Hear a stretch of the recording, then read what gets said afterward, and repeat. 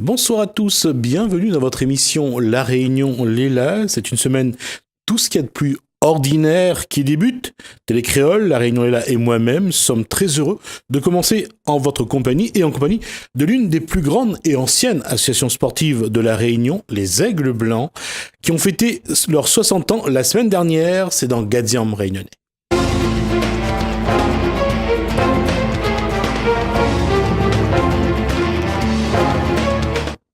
Pascal Coulon, bonsoir. Bonsoir. J'allais dire, les 60 ans, vous les faites pas.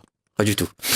Vous étiez né au moment de la création de cette association? Ah non, pas du tout. Pas du tout? Non, 1958, non. Très loin d'être né. Très loin Même d'être pas né. envie d'être conçu par mes parents. La question, c'est vrai que les Aigles Blancs, ça reste un club à part à Saint-Paul. Toujours. Je crois que, hormis la Saint-Pauloise... On est plus vieux qu'à Saint-Pauloise. Oui, Voilà. je disais, c'est le club qui a traversé Les années. qui a traversé les années, et pas seulement en volleyball. Exactement. Oui, à l'origine, c'était une association sportive multisportive qui regroupait l'athlétisme, le basket et le foot et le volley. Et c'est une bande de copains qui ont décidé de créer l'association des Aigles Blancs. C'est vraiment une bande de copains parce que jusqu'à maintenant. Justement, moi, je le vois au niveau du volley. Hein. Moi, je l'ai vécu au niveau du volley. Oui, ici. J'ai été, en tant que journaliste, assisté au match dans le gymnase sur le front de mer. Là. Oui. J'ai eu l'occasion, à plusieurs reprises, donc, de voir. C'est vraiment des copains qui ont dit on joue au volley ensemble. Ah oui. Jusqu'à maintenant. Oui. C'est vraiment à la base, c'est ça. Et c'est ce qu'on essaie de garder, cette convivialité, cet aspect famille. Voilà. 60 ans, ça veut dire que, si aujourd'hui je vous pose la question, vous savez qui a fondé ce... Monsieur Gonzague Françoise. Gonzague Françoise? Oui, Monsieur Gonzague Françoise. Donc un hommage lui a été rendu alors? Oui, il sera l'invité d'honneur de notre dîner dansant. Ah, d'accord. Voilà. Et c'est quand on regarde 60 ans de parcours d'une association dans le sport, c'est quelque chose de particulier. Vous qui aujourd'hui êtes à la tête de cette association, comment vous vivez ça? Comme toute association, il y a des hauts et des bas. Il y a des heurts, des conflits. Il y en a dans les couples, donc exactement, on va pas se poser la question ailleurs. Voilà, donc... et dans les familles aussi d'ailleurs.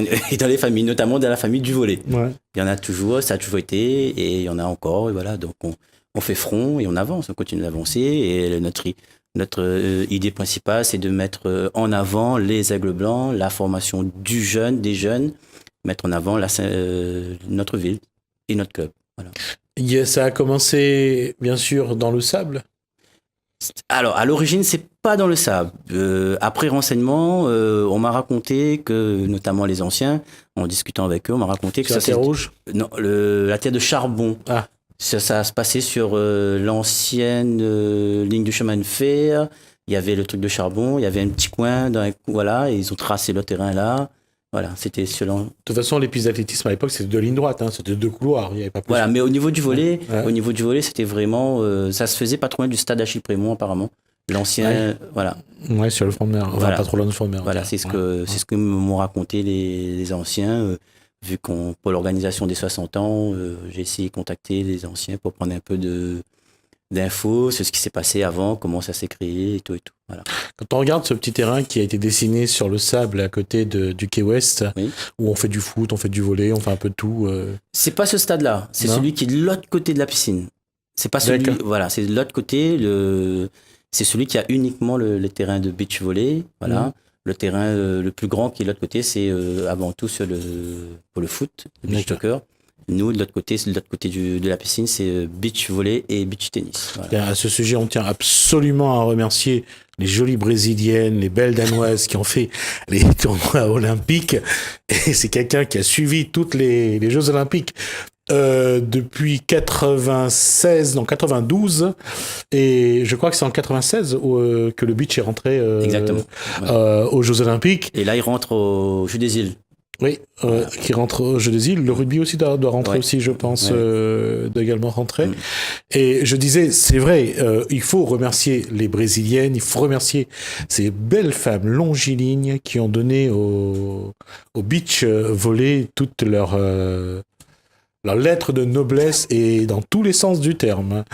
Je ne sais pas si vous avez eu l'occasion de les regarder. À la télé, oui. À la télé. Non, moi aussi c'était à la télé. Hein. En vrai, non. J'ai pas eu cette chance, mais je sais que dans mon entourage, je connais des gens qui ont eu cette chance de fréquenter ces gens-là. Et c'est formidable. Et le beach, c'est toujours à deux sur le sable. Alors, la notion de beach volley reconnue officiellement, c'est vraiment du 2-2 avec des règles bien spécifiques. Voilà.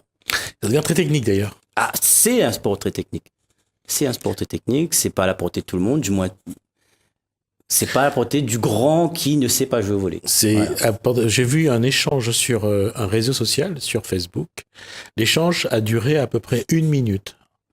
C'est énorme. C'est énorme, oui. Parce qu'en général, c'est c'est souvent 10-15 secondes. Voilà, précep, passe-attaque, très souvent, et c'est vraiment du 1 contre 1, et où le bourrin en général gagne. Mais... Là, ça a été, je crois, 3 ou 4, voire 5 allers-retours entre les deux camps. Et effectivement. Ça montre que les filles savent aujourd'hui recevoir. Ah oui, il y a le niveau féminin a vachement développé, et même à La Réunion. On n'a peut-être pas beaucoup de gabarits chez les filles, mais techniquement, ça a vachement évolué. Les filles n'ont pas à avoir honte par rapport aux garçons. Voilà. Oui, déjà, les Aigles Blancs ont quand même eu quelques de très bons et de jolies, de bonnes joueuses aussi qui sont sorties des Aigles Blancs. Ah, il y en a énormément, notamment lors de la finale. Les 2 équipes féminines, il y a eu des représentantes de Saint-Paul.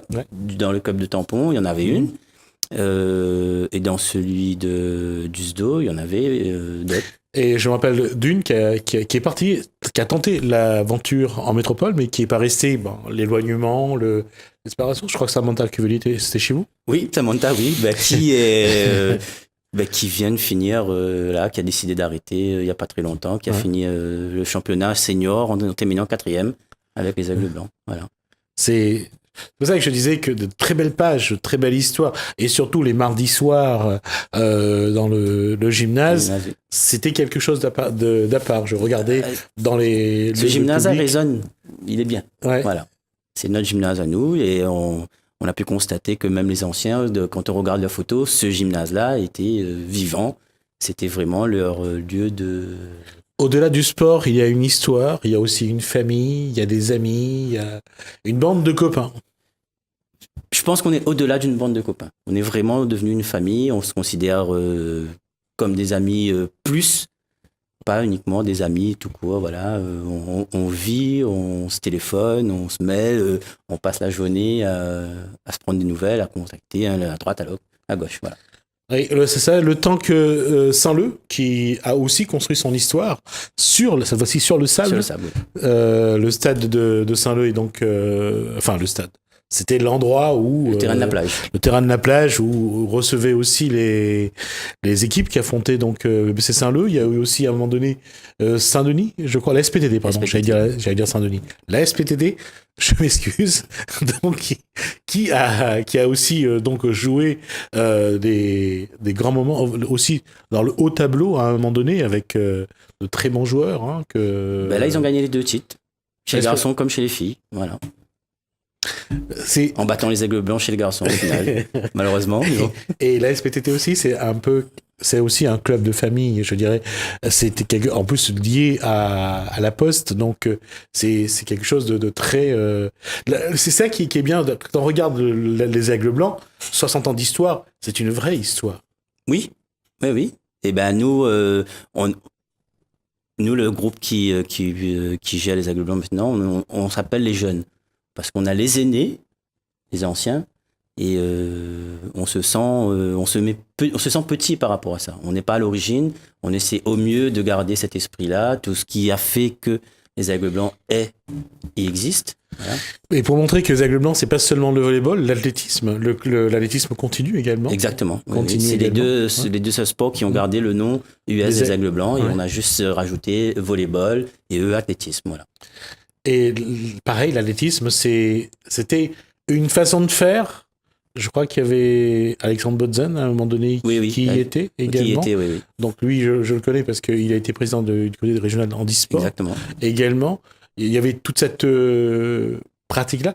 Et puis il y a eu ce fameux stade qui est arrivé en 1979 qui a donné un petit coup de pouce aussi à l'athlétisme. Oui, exactement. Mais Alexandre Botzen, il est toujours...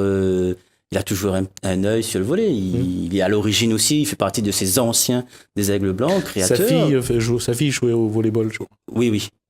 Hélène jouait au volleyball. Ouais. Et donc, il suit toujours le volley.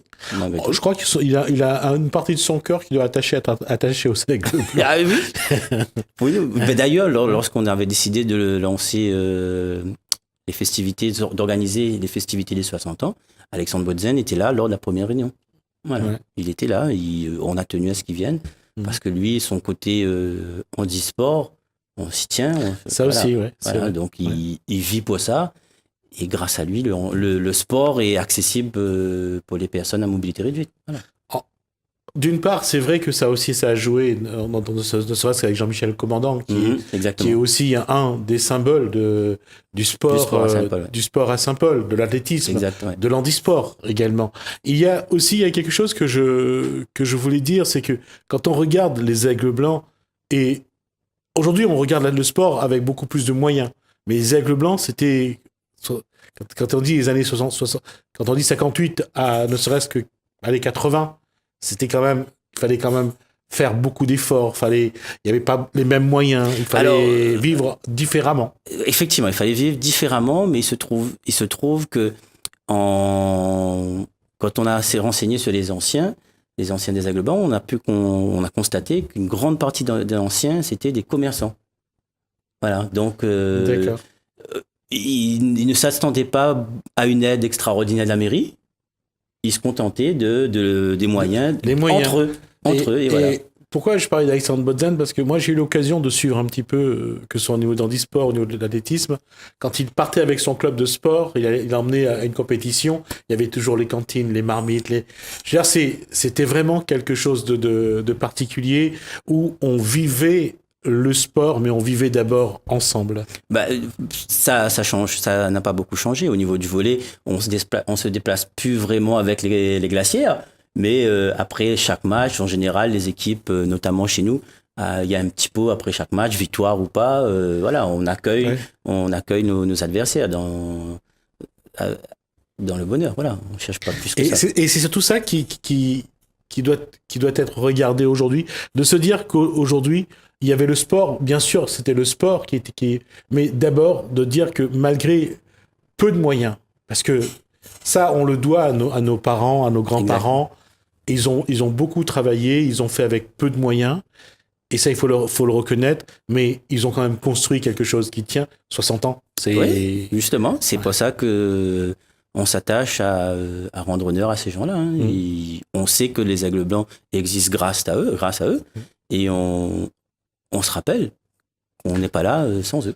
On n'est pas là sans eux. Et moi, je vais revenir au volleyball. Je rappelle dans ce gymnase à Saint-Paul, donc c'est le gymnase qui est sur le front de mer.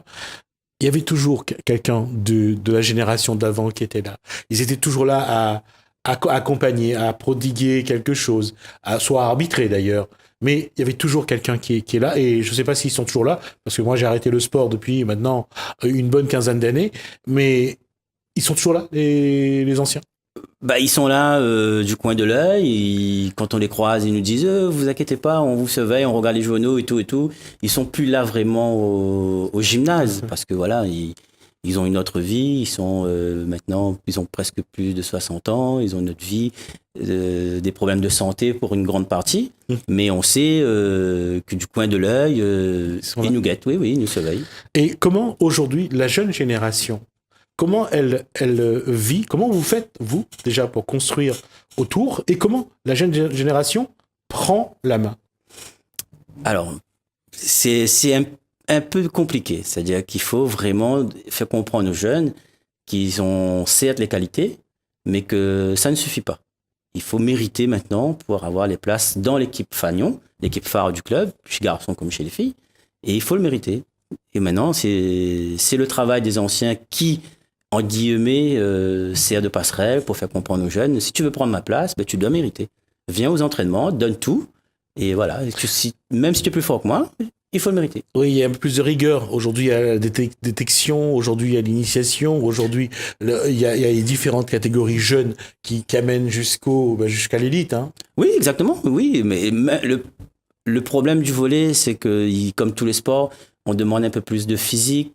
Le petit au volley, il est, voilà, il est mis en général de côté. Oui, parce qu'au filet, à moins d'avoir d'énormes qualités physiques. Si je vous donne un exemple, il y a un jeune qui joue à Saint-Denis. Il est petit par la taille, mais énormément grand par le talent. Ah oui, c'est une pile. C'est une sauterelle. Si jamais vous avez l'occasion de le voir jouer, Cédric Narayanin, il est admirable à jouer. Il n'est pas de chez nous. C'est un Portois qui est parti jouer à Saint-Denis. Mais voilà, le volley ne se résume pas à la grandeur. Un petit peut faire sa place à La Réunion.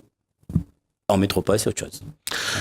Oui, à La Réunion, j'ai vu les équipes en métropole, il vaut mieux être grand. Dans les grands. Ouais. Voilà. Ça, 1m80, c'est encore déjà le minimum. Ouais. Ça, c'est clair. Je reviens à ça. La question, Pascal Coulon, c'est que si on regarde le développement du sport aujourd'hui, le volley n'a jamais été un sport populaire. Du tout.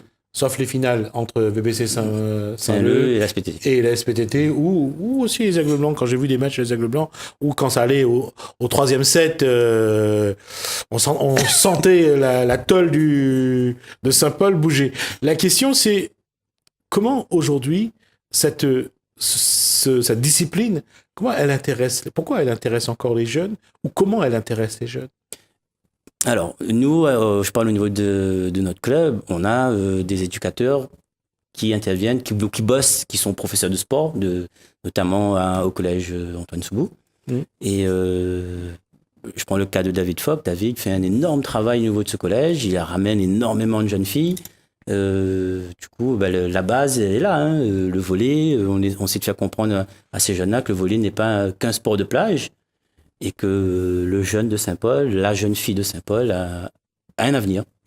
Oui, et c'est vrai que lorsque l'équipe de France a remporté pour la première fois la Ligue mondiale... Et à Réunion. ça a joué. Eh oui, et ça reste, oui. La preuve, comme que le Réunionnais peut arriver à très haut niveau dans le volley, mais pas qu'au foot. Oui, tout à fait. Voilà. Et parce qu'aujourd'hui, ce qui est un paradoxe, aujourd'hui, comme le hand, comme le football, comme le rugby, le basket aussi, parce que le basket a quand même eu une médaille d'argent aux Jeux Olympiques, contre les États-Unis d'ailleurs, en finale. Ces sports collectifs aujourd'hui ont pignon sur rue, je veux dire, sont reconnus. Le volley, même s'il n'a pas les moyens du football, aujourd'hui, le volleyball français est parmi l'élite. Oui, maintenant, oui. Ouais. Depuis peu de temps, avec l'éclosion de la génération Yavin Ngapet et tout, voilà, le volley a opinion sur rue. Il est diffusé régulièrement maintenant sur une chaîne télé, alors qu'avant, il fallait... attendre les finales. Voilà. Et c'est aussi du fait des règles, de plus faire les matchs, de basculer en point, en tie-break et tout. Le volley, maintenant, peut passer à la télé. On n'est plus obligé d'attendre 3 heures, 4 heures de temps. Elle est devenue télégénique aussi. Voilà, exactement. Elle est devenue télégénique, et puis lorsqu'il y a des moments d'échange qui durent, ça intéresse les gens, et les gens adorent ça. Exactement. Ouais. C'est les plus beaux points, et les plus beaux points, ça attire. Tout à fait, ouais. Et on les montre aussi à la télé. Exactement, oui. Moins à La Réunion aujourd'hui, parce que la presse s'intéresse moins au sport, mais d'une manière générale, on le voit. Et je vais revenir là-dessus. Qu'est-ce qui fait qu'aujourd'hui, que le volleyball aux Aigles Blancs reste au-delà du sport? C'est un peu un lieu de rendez-vous pour des jeunes, pour des générations, pour des familles. Qu'est-ce qui fait que sa discipline aujourd'hui fédère encore? Je pense que c'est le côté famille. Voilà. Ils arrivent, ils découvrent le club, ils découvrent l'ambiance, ils découvrent ce sport, ils découvrent que toute l'équipe dirigeante ne les laisse pas comme ça. Voilà. On les encourage, on les suit.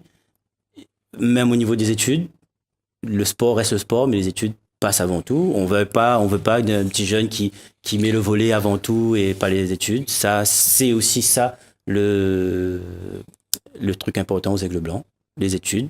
Voilà. On a beaucoup de jeunes qui partent, notamment au Tampon ou à Saint-Denis, et une fois qu'ils ont fait leur carrière dans les autres clubs, ils reviennent chez nous. Voilà, notamment chez les garçons, on en a beaucoup qui reviennent. On espère la même chose chez les filles. Voilà, on attend que ça. Voilà. Il nous reste une minute, Pascal Coulon.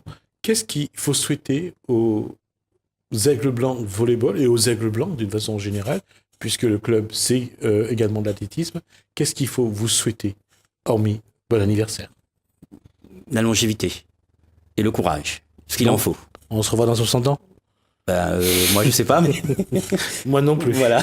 Mais on se donnera. Exactement. Ceux qui seront là, j'espère qu'ils feront fêter 60. En tout cas, bon anniversaire. Merci. Pascal Coulon, bon anniversaire à ce club, je dirais historique. Exact. Et parce que ça a su créer 60 ans de vie dans un quartier comme Saint-Paul. Je crois que ça vaut un coup de chapeau. Bon anniversaire, merci. Et j'espère qu'on aura l'occasion de revenir, ne serait-ce qu'avec des jeunes, ne serait-ce que pour montrer que que le sport, que l'association, c'est aussi l'école de la vie. Il n'y a pas de souci. Vous me contactez et on sera disponible pour vous.